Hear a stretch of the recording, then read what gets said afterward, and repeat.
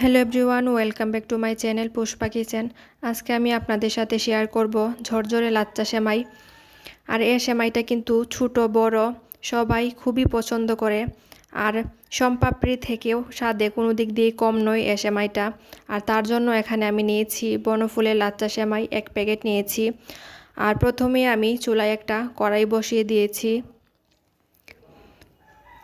আর কড়াইটা অল্প একটু গরম হয়ে আসলে দিয়ে দিচ্ছি 1 টেবিল চামচ পরিমাণ ঘি। তারপর আমি একে একে কিছু বাদাম কুচি দিয়ে দিব। প্রথমেই দিয়ে দিচ্ছি কিছু চীনা বাদাম, তারপর কাজু বাদাম, কাঠবাদাম ও কুচি করে দিয়ে দিচ্ছি। বাদামগুলোকে আমি অল্প একটু ব্রাউন কালার করে ভেজে নিব। তারপর আমি কিছু কিশমিশ দিয়ে দিব। আর কিশমিশটাকেও আমি কিছুক্ষণ সুন্দর করে ভেজে নিব। আর এই অবস্থায় কিন্তু চুলার আঁচটা একদম কমে রাখবেন, তা না হলে খুব তাড়াতাড়ি কালার চেঞ্জ হয়ে আসবে।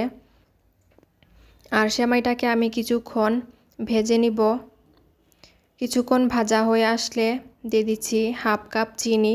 আর চিনিটা আপনারা যে যতটুকু খেতে পছন্দ করেন সে অনুযায়ী দিয়ে দিবেন। আবারও আমি কিছুক্ষণ ভেজে নিব।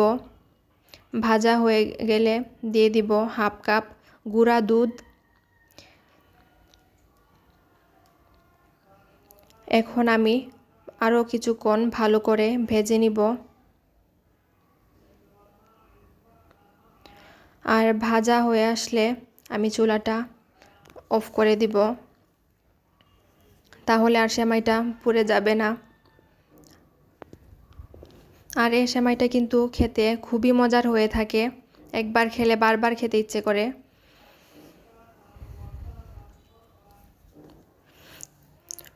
খুবই সহজে আমি তৈরি করে নিলাম ঝরঝরে লাচ্চা সেমাই। এখন আমি সার্ভ করে নিচ্ছি।